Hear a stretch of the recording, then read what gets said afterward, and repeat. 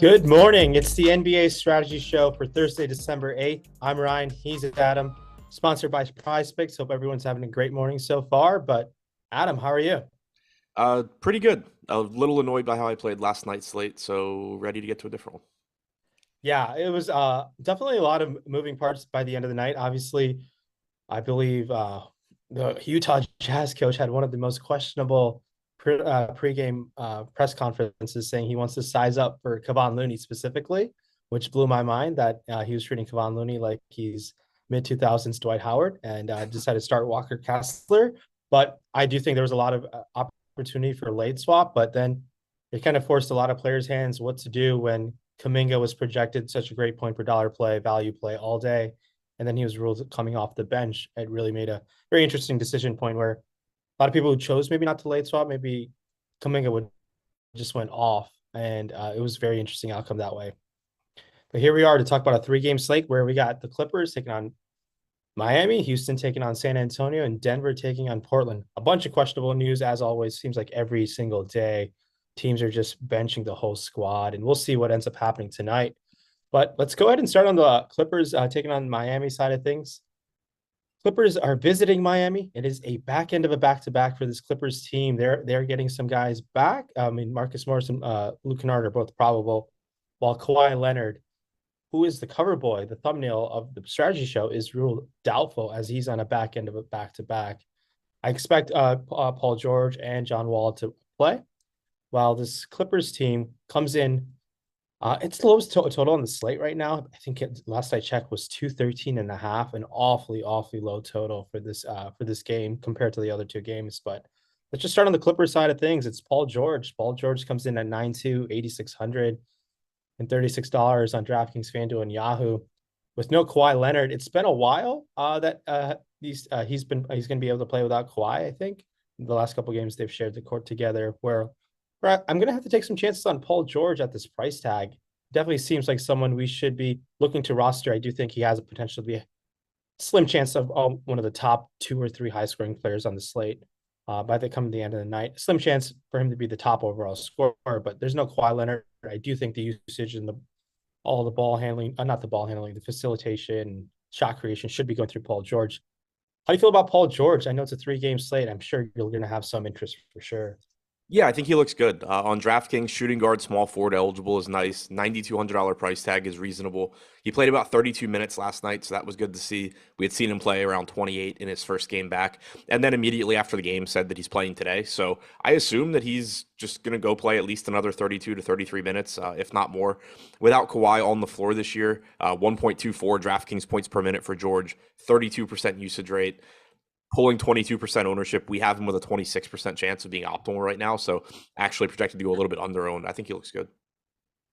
Yeah, Paul George looks pretty outstanding.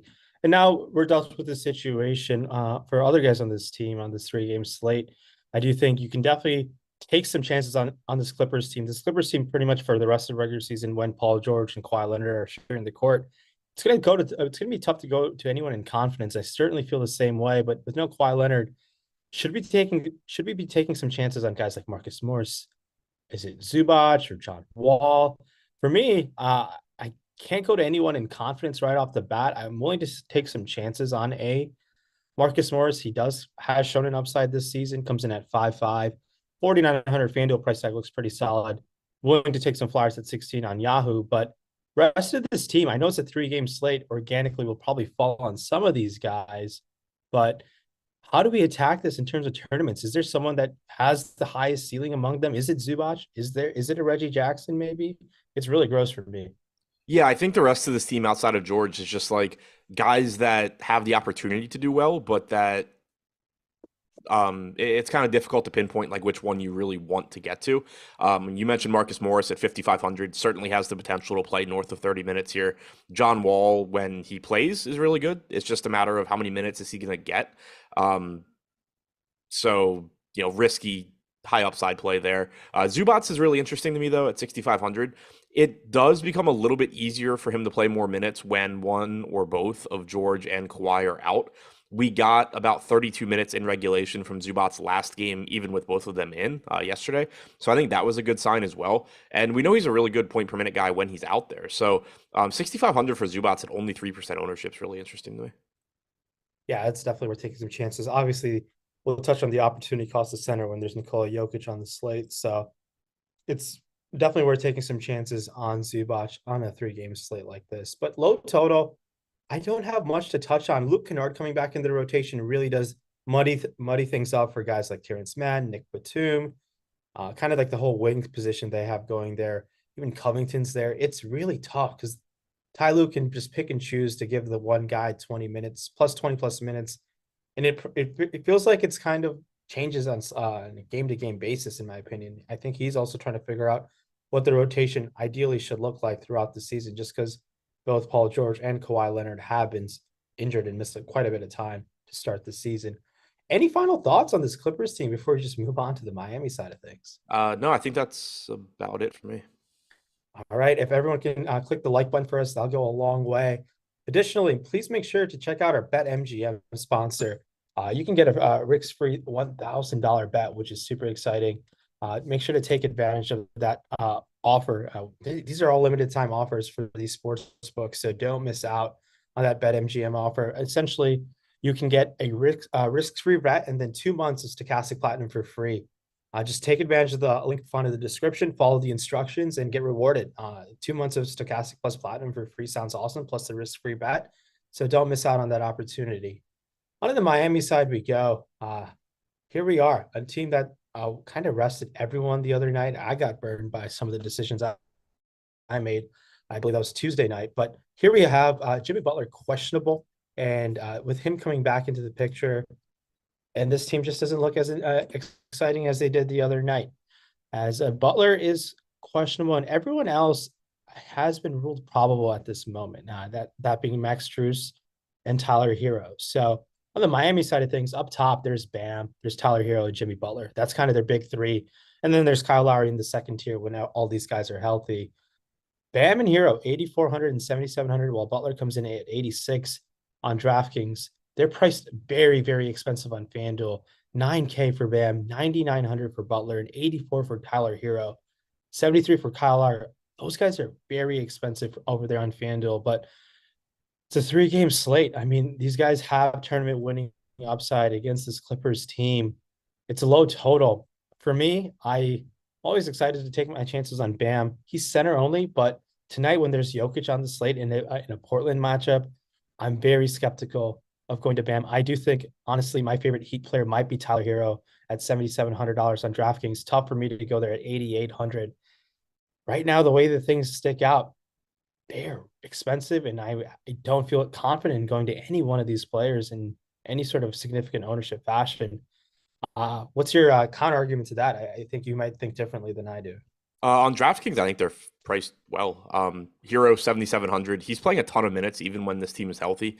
If you assume that Butler is in, it negatively impacts the production for Hero, Adebayo, and Lowry, but they're at price points where they're not really priced for Butler to be out, which is weird because Butler's missed so many games recently. But 7,700 for Hero, even if Butler is in, and you're probably getting 36-ish minutes from Hero, looks really good. Bam, still a good option at 8,400 on a 3 game slate. Lowry should still be playing around 36 minutes. And then Butler himself, assuming he's good to go, I expect him to play into the mid 30s. So those 4 guys all look good to me. After that, Caleb Martin at 5K on a 3 gamer. If you want to try that, sure. We know Oladipo is still going to be limited. Strus is expensive and will be most likely moving back to the bench, assuming Butler's in. So it's pretty much, Hero, Bam, Lowry, Butler, and then I don't really care about the rest.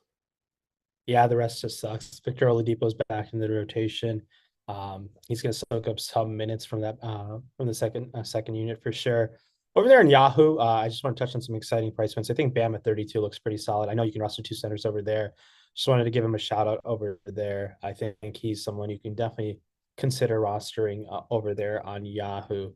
So on to the next game we go. This 3 game slate. We're just zooming by, but if everyone can click the like button for us, that'd be fantastic. But I do want to touch on our sponsor, Price Picks, and I'm sure many of you have already been playing Price Picks. It's a fun prop-based game where you just pick over and under based on the propositions they provide. And we'll touch on some exciting props, especially the Houston and San Antonio game, as this game has a massive, massive total compared to the other 2 games. I believe this checks in right now at 230.5. This is a pretty high total as Houston's favored by 1.5 against the Spurs team.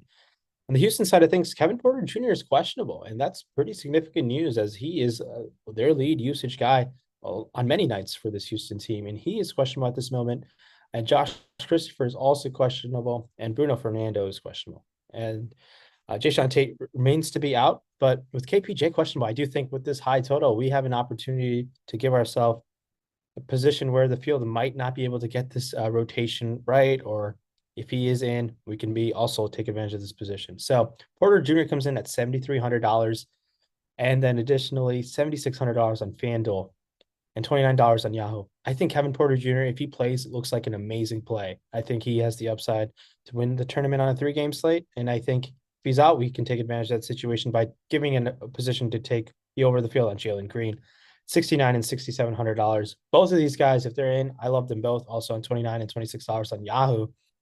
Talk about me. They're kind of like dynamic too, and KPJ and Jalen Green, and also the situation with KPJ questionable. Yeah, I agree with you that if they're both in, they look good. Jalen Green only 6,900. He's likely to give you 34, 35 minutes. So he's going to look good one way or the other. If Kevin Porter Jr. is out, he clearly looks even better. We've gotten 109 minutes from Green without Porter on the floor this year. He has a 38% usage rate over that time, 1.13 DraftKings points per minute. Overall, he's been about a fantasy point per minute guy.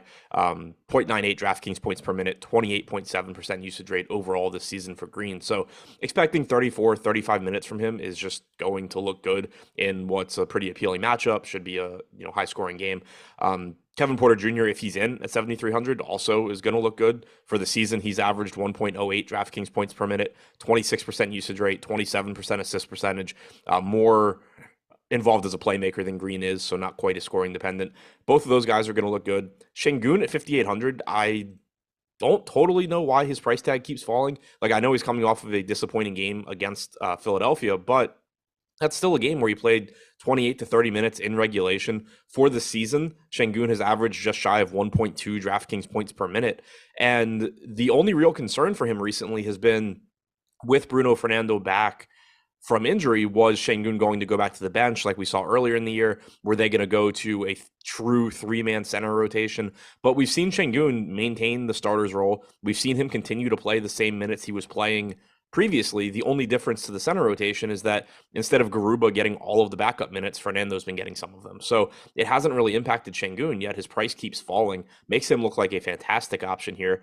Certainly doesn't hurt that he's not going up against a particularly high usage center anyway, so, or for San Antonio. So he still certainly can get in foul trouble, but it does lower the chances of that as well. So I think Şengün and Green and Porter are the three pieces that look really good from Houston. But then with it being a 3-game slate, you have other stuff to get to as well. Jabari Smith has finally started to knock down some threes. He's only 5K, should play around 30 minutes. Eric Gordon has not been good this year, averaging 2/3 of a fantasy point per minute, but he's only $3,900. He's likely to give you 28 to 30 minutes as well.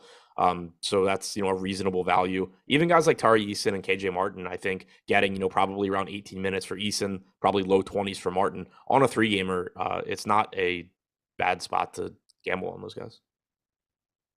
No, yeah, I just want to follow up on that situation. Yeah, I love Şengün. A lot of interest in Jabari Smith Jr. for sure. I'll be definitely getting to multiple Rockets tonight for sure. But let's touch on the Kevin Porter Jr. questionable situation. Now, if he were to be ruled out, it's tricky. Last time we had this situation, I believe it was about 2 weeks ago, Kevin Porter Jr. was out. Jalen Green ended up being one of the most owned players on the slate. He ended up being disappointing in terms of performance, but he found a way to get there at the end. Jalen Green's going to look outstanding, as will some of the other Rockets. But then in a situation with no KPJ, if there's no KPJ, should we be going to potentially a Deshaun Nix at 3,200? I think Nix is someone is kind of like low-key in play right now, potentially just because of his salary. When there's a high-priced Jokic on the slate, we want to jam in the stars and scrubs slate. Nix has some offensive upside in his game where I'm willing to take some chances as is, but if there's no KPJ, he might look like a solid value option. How does the rotation play out for Silas with no KPJ? It can go in multiple couple ways just because of, I think Jabari Smith's minutes are a bit more safe now. I know his minutes and KPJ minutes don't interfere, but I just think the minutes kind of are all over the place. Is it Garrison Matthews who steals some minutes? I'm really curious on what that could look like. Yeah, so I think you would see probably more playing time from Nix. He's essentially been Kevin Porter Jr.'s backup this year. I don't know that they would move him into the starting lineup. Typically for Houston this year, when someone's been out, they throw KJ Martin into the starting lineup, and they certainly could here. You move Jalen Green to the 1, Eric Gordon to the 2, KJ Martin slides in at the 3 like he normally does. They have enough flexibility they can do that. So I'm not sure that Nix would just start over Porter, but it would open up more minutes for him to play. And at the cheap price tag, I agree, at 3,200, if Porter is out, I do think Nix ends up looking like a good value. You probably get more playing time from Garrison Matthews as well. Not as appealing, I don't think, for the season. I mean, with Matthews, you kind of know what you're getting. He's going to play defense and try and knock down threes. Matthews averaging 2/3 of a fantasy point per minute, Knicks at 0.71. So I think you would probably see increased playing time for both of those guys. But if KJ Martin were to end up starting in place of Porter, increased playing time for him as well. He's averaging 0.85 DraftKings points per minute this year, and that would be the spot that I really want to get to.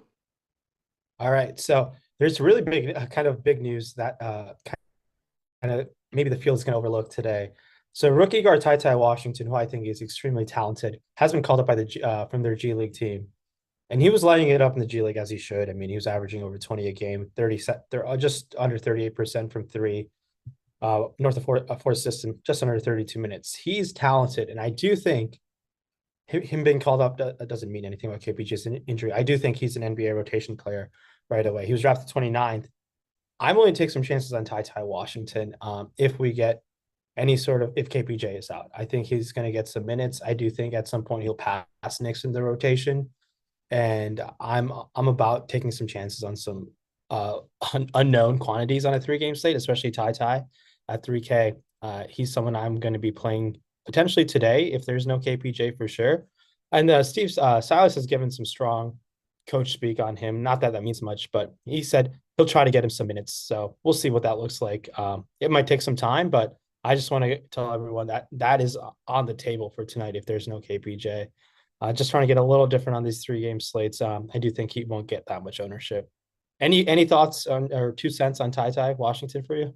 If Porter's out, like I agree that it's probably a spot where it's not a bad gamble. Like I doubt I would end up getting there. I don't know. I haven't done rotations without Porter yet, but yeah, I mean, like I agree with you. He's up from the G League. He's a first round pick. He's reasonably likely to play minutes if Porter is out, and probably won't be owned, but certainly still, I think, a pretty big gamble there. Yeah. Also, if Deshaun Mhm. Nix were to start, I think Ty Washington actually looks better. Okay. Yeah. No, I see where you're going with that as well. That makes sense for sure. Yeah, just wrapping up the front court, Jabari Smith Jr. Has looked much better of late. I like that. I really like that price tag at 5K. 5,800 on FanDuel seems a bit expensive, but one guy that has shown upsides kind of randomly, and I kind of just want to focus on this Houston team because of this high total in this game. Tari Eason comes in at 4,300 and 4,600. How do you feel about Tari Eason? He's someone who I've been playing more than KJ Martin just because I think he has a higher ceiling than times. Maybe my personal bias is kind of overtaking what the results have actually been. But any interest in Tari Eason just because of this total, man? A lot of these players are on the table on this 3 game slate. Yeah, I mean, I think he's playable just because it's a three gamer. He's averaging 1.1 DraftKings points per minute this year. He's 4,300. I typically project him for about 18 minutes. Sometimes you see a little bit more. Last game, he played a couple of minutes alongside Jabari Smith, so he got up to 20.8. I think the ownership is pretty much where it should be. We have him projected for 13% ownership, 16% chance of being optimal. I think the field's pretty much got it right. Yeah, no, that makes sense. On to the San Antonio side we go. But before we go on the San Antonio side, everyone check out that 3 day trial we have for all our customers. Free 3 day trial. It was on the bottom banner earlier, but make sure to check that out. Go to stokastic.com/join. 3 day trials across the board, especially for the NBA. Get access to so many data and tools to take your DFS game to the next level. So make sure of that. Check that out for sure. The Stokastic 3 day trial. Shout out to producer Jordan throwing up a killer graphic on the screen. On to San Antonio we go. San Antonio is also dealing with some injury situations as well, as there is no Keita Bates-Diop, no Jeremy Sohan. Doug McDermott is probable, but Devin Vassell is doubtful. Jakob Poeltl continues to be out, and then I believe Romeo Langford is probable. So Devin Vassell is doubtful. That is pretty big news for this San Antonio Spurs team, but that's going to lead us to the opportunity for us to go to Keldon Johnson, who comes in at $7,600 on DraftKings, 75 on FanDuel, comes in at 28 over there on Yahoo. Looks outstanding to me. I think he's a kind of a priority spend up. Spend up at 76 is something I'm going to be willing to take some chances on. Trey Jones, 64 on both sides, only 23 on Yahoo. Another guy I think we should be considering to take some chances on. No Perdo, Zach Collins was getting a lot of ownership about a week ago. And now we've seen Bassi also get some minutes down the stretch here. He comes in at a nice $3,600 on DraftKings, where if you want to spend down and take some chances, certainly on the table. But with no Vassell, there's an opportunity for usage to be spread around. Balcaperto remains out. The Spurs team in a great, great game environment. How do we take advantage of this team for DFS tonight? Yeah, I think they're the most favorable team. I mean, it's a really, really good game, and you are missing a lot of usage. You're getting a lot of minutes opening up. Without Devin Vassell on the floor this year, Keldon Johnson's played 337 minutes. He's averaged 1.16 DraftKings points per minute, 31.9% usage rate. I've mentioned it before with him when Zach Collins is on the floor instead of Poeltl. You also have seen an uptick in rebounding for Keldon Johnson. I don't think it continues at the rate we've seen so far, but it is noteworthy to me that you've seen that uptick for him. So there's a couple of different ways he can see increased production here with Vassell doubtful and Poeltl out. Zach Collins, I expect to start again. I think he still looks good at 5,100. Dealt with some foul trouble last game. Don't want to read into that. I expect you're getting upper 20s in minutes from him in most games, and he's over a fantasy point per minute guy. So he's going to look good. You mentioned Charles Bassi. He's not on the injury report today, so doesn't appear to be in the G League, should still be with the team. I wasn't really sure what to do with him last game because we had seen Isaiah Roby actually move ahead of him as the backup center. But then last game, Bassie was the first center off the bench. Collins, picked up his 2 quick fouls, and Bassie came in for him. Bassie ended up playing 20 minutes because he got about 6 minutes of garbage time as well.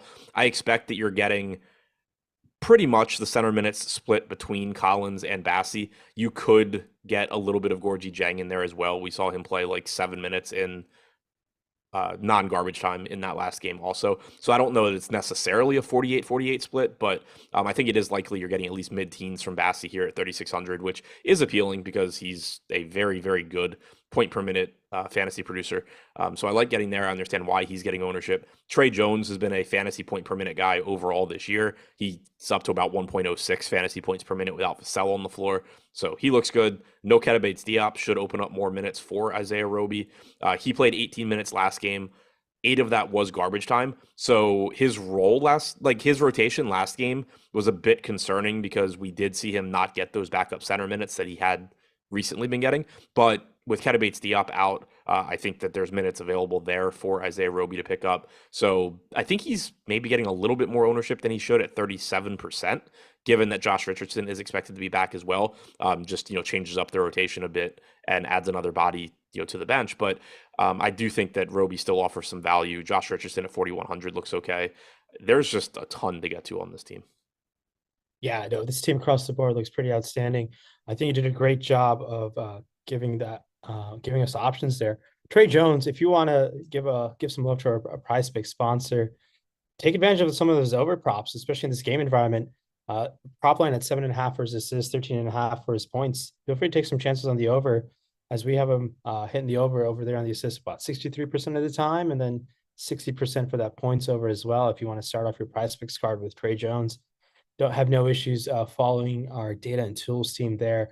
Yeah, I'm a little, I think I'm a little less skeptical in the front court. There's so many ways that I think I can get screwed over with Collins and Bassie, but Bassie at the 3,600 price tag, I think I prefer him to Collins just because of the savings. Not sure what I can do with all the savings on the slate, as there aren't that many super studs, but and then there's Roby in the picture. So I do think I could maybe get a little too cute if I'm overexposed in the Spurs front court.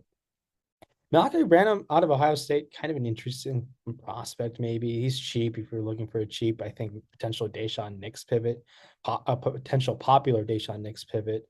I do think Branham's on the table for some interest, but it's Keldon Johnson, Trey Jones, and then mixing and matching some of those secondary and third tier guys for the Spurs team. Just want Yeah, to take advantage. and you mentioned Branham. As far as those third tier guys, Branham, McDermott, Langford, they're all reasonable just because they're basically minimum salary and there's a lot of minutes to go around for this Spurs team. McDermott for the year, 0.75 DraftKings points per minute. Langford and Branham both around 0.6. If Alize Johnson somehow steps into minutes, that's one that could just win the slate because he is a good point per minute guy, but I think he is also behind pretty much everybody else in the rotation. So him getting those minutes would involve a rotation change. But I do think he's kind of interesting to think about just because he's a good point per minute guy. Yeah, and I think you got to be willing to take some chances on a 3-game slate with some kind of not too off the wall plays, but guys who have certainly a ceiling at a cheap price tag at times on 3-game slates at low ownership to kind of differentiate yourself. More times than not, the field is on its way to solid builds, more times than not. But yeah, it's a great Spurs team. Take advantage of this game environment. I do think the field will get there throughout the day. And as our ownerships evolve, I do think a lot of ownership will be on these Spurs players. Onto the Denver and Portland side we go. If everyone can click that like button, if you guys are listening to us on the podcast form, if you can leave that 5-star review, that'd be awesome as well. Onto the Denver and Portland side we go. The Denver team, there's Nikola Jokic, Jamal Murray, Aaron Gordon. They continue to be without Michael Porter Jr. And then we've seen Bruce Brown Jr. play a lot of minutes that way. KCP played a handful of minutes the other night. Nikola Jokic at 11-3. But first, I talk about Nikola Jokic. I asked our producer before the show, who do you think? Who is the best European basketball player of all time? Derek. Derek, you don't think it's Giannis? Not yet, probably. Okay. I mean, it's I also think, not anything I've given any thought to. I just don't think yeah. about basketball. Yeah, I asked Jordan this question. I do think Giannis has passed Dirk. But that might be a hot take, but I do think Giannis has passed Dirk, and then I think Jokic is three. But I think at some point Luka might crack the top three. There's still the Gasols and not but yeah, I do think Giannis has passed Dirk. It might be a hot take. It might be a hot take, but we'll see what the chat has to say about that. But Jokic comes in at 11-3. Love Jokic, and by far could be the highest scoring player on the slate by 20 points on the slate. So I got to have significant amount of interest in Jokic today, while taking some chances on a Murray who's playing a lot more minutes as he's in the mid 30s minutes a lot of nights at 7-2 seems priced appropriately. Aaron Gordon has played much better this season in terms of fantasy perspective than he did last season. He comes in at 6,300. There are a lot of guys who have fantasy upside in the second tier. That's always difficult for me to go in there in significant ownership. A guy like Bruce Brown, Bones Highland, KCP's playing a ton of minutes, shooting lights out from three all season long. Talk to me about this Nuggets team taking on Portland. Yeah, so still no Michael Porter Jr. And like you said, we have seen Aaron Gordon play better recently. I liked his quote after last game. He was sort of asked like what's changed, and he basically just said he's come to the realization that he's faster than the bigger guys and bigger than the smaller guys, which is sort of why Aaron Gordon's been so appealing from an NBA standpoint for a while. But yeah, he played 31 and a half minutes last game. You're typically getting around 31 minutes from him at this point. Overall, this season, without Porter on the floor, Gordon's averaged 1.12 DraftKings points per minute. Gets it done in a variety of ways. 22% usage rate in those minutes, also a double-digit assist percentage and nearly a 14% rebounding percentage. So I think he's going to look good. Still sitting there at 6,300, pulling 25% ownership. Jamal Murray at 7,200 certainly looks good as well. 1.09 DraftKings points per minute for him without Michael Porter Jr. on the floor should give you 32 plus minutes.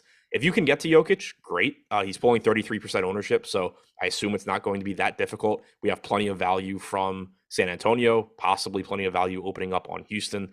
So shouldn't be that tough to get there. And this is the first slate in a while, I think, where Jokic actually looks like a priority because he's been on so many slates recently where, one, if it's a normal size slate, you just have a lot of center options. But then also, he has to compete with Giannis and Luka and, all these other guys at the top. And it just makes him difficult to get to. But today does seem easier to get there. So certainly happy with that. One big takeaway from last game was that Bones Highland did reemerge in the rotation.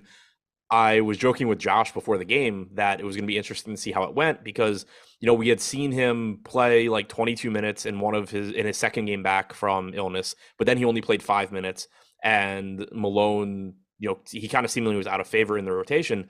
But then before the last game, Malone said that he had, spoken to Highland and that they were on the same page and they really need Highland to anchor that second unit. And I'm like, oh, okay, cool. They're going to go back to Highland. And then he follows it up with also saying that they need Christian Brown to start playing more minutes and play well. And it was like, oh, okay, he's just doing the Jason Kidd thing where he names everybody on his bench and says that he wants to try and get them minutes. So I didn't really know exactly what to make of it. But then we saw Bones Highland come back and just play that second unit role.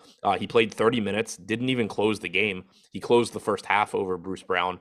That was, I think, foul related. But if you're going to get mid 20s in minutes from Bones Highland, he's a very good point per minute guy. 1.12 DraftKings points per minute without Porter this year. He's in that same range overall this season. So at 5,600, I think Highland is a volatile option, but certainly has a very high ceiling. Bruce Brown should give you mid 30s minutes at 6,200. Should remain in the starting lineup without Porter. So that's a reasonable option. I think Jokic, Murray, Gordon, Brown all look good. Highland looks good off the bench. Then you kind of take a step back to KCP as that fifth starter. Not a very good point per minute guy, but he's only $4,200. He's likely to play 30 to 32 minutes. It's a 3-game slate. So I think he's a step behind those first 5 guys, but he also, warrants some ownership as well. Yeah, no, those first 5 guys, I think all have some merit in tournaments. I think you laid it out as strong reasons why you should consider playing them on a 3-game slate. No one really else on the second unit over here on the Denver side of things, but getting the above the field on a couple of these Denver guys, I do think you might differentiate yourself from the field in a decent amount. I like Bones Highland quite a bit at 5K. I think, like you said, volatile has the upside. 5K over there in FanDuel, definitely take some chances with him over there. KCP is an option at $12 on Yahoo, but where you get the 3-point bonus on DK, have no issues taking someone at 4,200. A guy who I usually don't like rostering on larger slates, but a 3 game slate definitely should be considered because of the minutes he plays. And he gets a handful of threes up, and where you get the 3 point bonus, it slowly can add up over time over there on DK. But Jokic, kind of like the cream of the crop of the slate, looks fantastic at 11-3, a priority at 11-5 on FanDuel for sure. And there will be some value potentially that can open up for us for him to kind of fit in there with another star potentially on the slate, another high price guy. Any final thoughts on Denver? Just other kind of notes on their rotation. Yeah, last game. I don't think it matters for DFS, but if you are looking for just some random dude to throw into lineups in large field tournaments, we did see Christian Brown return to the rotation ahead of Devon Reed. He only played 16 minutes, not a good point per minute guy, not something that I really care about much for DFS. Just nice to know he's back in the rotation. And then we got Zeke Naji as the backup center instead of DeAndre Jordan, which was surprising. We've seen that happen a couple of times this year, but I think both times were against OKC. This was, obviously a different matchup against Dallas. I have no idea which guy's going to play center tonight against Portland. I don't know if that was just hey, Najee hasn't played in a bit, let's get him some minutes, or if that was an actual change. I expect it to be Jordan, but again, I'm not really confident in that. It matters a little bit just because if it is Jordan, it's a fantasy point per minute guy. Najee's only 3/4 of a fantasy point per minute. So like if I knew for sure Jordan was going to play, there would at least be some merit in going to him at basically minimum salary and hoping to get lucky. With Najee, I think it's a little bit more difficult just because you need to get lucky on the minutes, and then you also need him to like drastically outperform what he normally does. I guess I woke up the monster in Josh this morning. He is firing at all cylinders in the chat, but here we are. Yeah, well, But he didn't know he wasn't doing this show until like 10 minutes beforehand, so he just needs to incite people uh, somehow. gotcha. Well, Josh, I appreciate the swap. I was supposed to have a flight during the original deeper dive, and my flight got moved to tomorrow. So we could have swapped back, but I felt like I didn't want to be annoying. So, but no, I think yeah, Malone's is so tough in the second half, second unit rotation at times, just because it's just been so inconsistent. And I think he's also trying to find his footing and which guys to play. The only minutes who I feel kind of safe at all times is just Jeff Green, and everyone else. I'm like, I mean, the second tier guys being Yeah. Konkar, Zeke, and Ish, and sometimes Devon Reed's in there, Braun's in there. We might even see DeAndre Jordan in there today. Who knows what Yeah. Malone might do? So Yeah, we, it's we basically just saw him like global swap his second unit last game. If Smith didn't play, Chanchar only played 7 minutes. Reed didn't play. You had Green back, so he played 18. Like you said, Green, like he's going to get those minutes, but it also just kind of is useless from a DFS standpoint because he's not a good point per minute guy. yeah. So onto the Portland side we go. We're just chugging along on this 3 game slate, but I don't have any final thoughts on Denver. Just be willing to be on over the field on some of these starters. I know they're don't grade as the greatest point per dollar value plays, but the upside of some of these players look awesome. But onto the Portland side we go. Click the like button, everybody. That'd be awesome for us as we wrap up this 3 game slate on a busy NFL Thursday content day. Dame Lillard, $9,700 on DraftKings, 95 on FanDuel, comes in at $35 on Yahoo. Really love the Yahoo price tag. He's expensive at FanDuel at 9,500 and is on DraftKings, but it's Dame Lillard, 3 game slate. The upside is definitely there. He has made, if you were to run the slate 100 times, he could be the top scorer, maybe 4 or 5 times potentially. Maybe that may be a little high, but especially when Jokic is on the slate, it's tough to outscore him. But Lillard just has that upside within him. It's a 3 game slate. I know he might come in a bit under owned because at this elevated price tag, I want to take some chances on him. While backcourt made Anthony Simons, it's tough for me to go here in confidence. 8,800 on FanDuel, 87 on DK.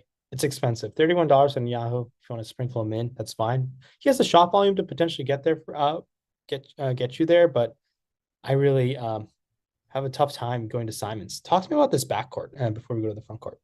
So I'm with you on the upside from Lillard. I think it's really appealing with it being a 3 game slate. He's not going to show up in lineups as often because he just doesn't like he's expensive. He doesn't project as a great option at 9,700, but you just have so much volatility with someone like Lillard that is just capable of taking over a game. And he's someone that is always interesting to me in tournaments when he's low owned. And I typically just hate rostering him when he's popular, outside of games where it's because he's missing like his whole team or something. But like you get those stretches where he just can't miss a shot for 2 weeks and suddenly everybody's just happy to play him at 10-5. And, I always avoid him in those spots when he's popular. But it's kind of like Steph Curry prior to this year. Curry this year, has added peripherals and just been better than he ever has. But it's just somebody that their price tag is always a little bit high for their median projection, but it's not high enough for what their good games look like. And so on a 3-game slate where you're only getting around 16% ownership going to Lillard, it is really interesting because, you think about it compared to Jokic, for example, where Jokic is $1,500 more expensive on DraftKings. He has a more restrictive position and he's pulling double the ownership. If you go to Damian Lillard, it lets you get away from some of that more questionable San Antonio value like Romeo Langford or Isaiah Roby, guys like that where they project well, but it's also very easy to imagine how they would fail. It lets you kind of get away from them, get to some guys that you like, that are a little bit safer, project a little bit better. And then if you happen to get that big Lillard game, you're in a really, really good spot. So I do think it's an interesting tournament piece. Anthony Simons, I'm with you. He's a little more expensive than I would like with Lillard being back. In the 12 games that Simons has played with Lillard this year, he's still averaged 35 minutes per game, which is good, but he's only averaged 0.97 DraftKings points per minute. Pretty tough to want to get there at that price. We should have Josh Hart back as well. He's probable. I think that is a really interesting piece for Yusuf Nurkic, as weird as that sounds, because Nurkic's minutes, I think, become a little bit less safe now. When Portland has had all of their starters this year, we've seen them like to close with Justice Winslow over Nurkic. Granted, they didn't do it last time. They did leave Nurkic out there. He played 28 minutes, would have played a couple more if it weren't for garbage time against Indiana. But there has been a tendency for Justice Winslow to be in that closing lineup. And when you have all 5 of the starters, it's more likely that happens. That being said, though, Nurkic is 7K and only getting 16.5% ownership. So it's not a major concern. I still think he looks like a good play, but it is something to keep in mind. Yeah, and I think just taking some chances on these Portland team is definitely could pay off pretty nicely, especially with some of these starters. For sure in the front court. I mean, Jeremy Grant had that explosion week with no Dame Lillard. Um, I don't see that continuing for sure, by any means, but it's tournaments only. It's a 3-game slate. It's really worth taking some chances on starters who's going to play some minutes and have high upside. For sure. It's really the starters for me. I can't go to any of these bench guys. I think the Houston potential in the backcourt with no KPJ has more intriguing value than any of these second unit guys. Not enough minutes, not enough upside. Maybe Watford has some upside at 3,500 if there is some pathway to foul trouble for Nurkic, but maybe that's getting too cute. Predicting foul trouble is never the way to go on a 3-game slate. But Watford at 3,900 on FanDuel. I'm just looking for some value to help us jam in Jokic and another stud. Maybe it's not going to even be necessary, but wrap like the front court situation, any of these second unit guys worth taking a flyer on. And producer Jordan, I did not say Manu's from Europe. I know he's Argentinian. Why are you lying?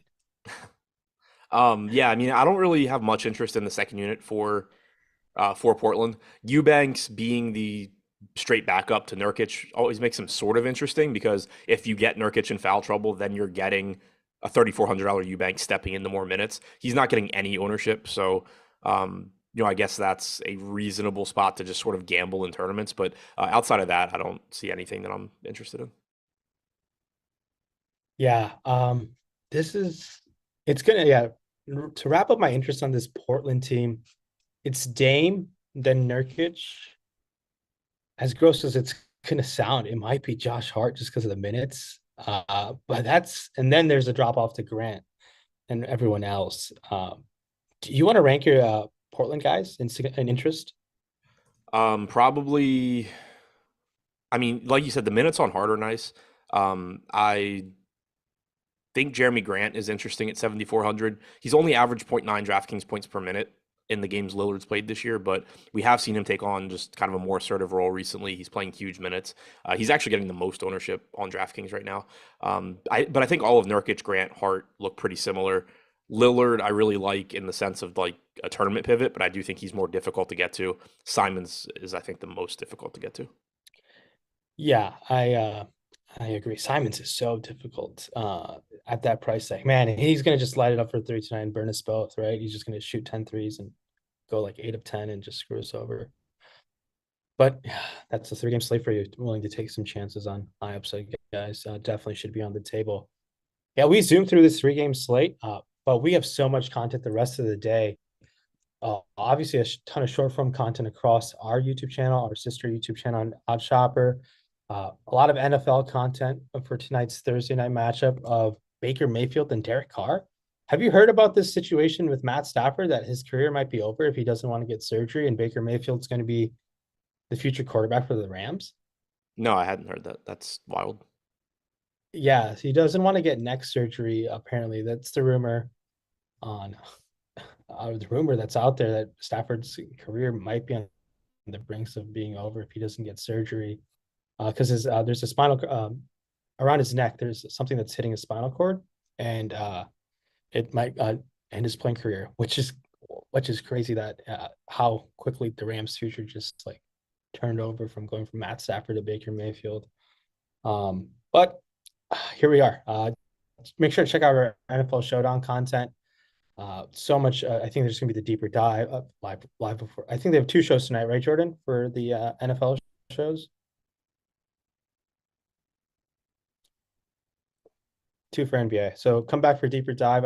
Josh and Adam will be back live before lock as well, and then live before lock for NFL Showdown. Ton of money, 500K up to first on DraftKings tonight. Enjoy the content. Have a great day, everybody, and good luck. Hopefully, you guys can take something down and hit the like button on the way out as well. Thank you so much.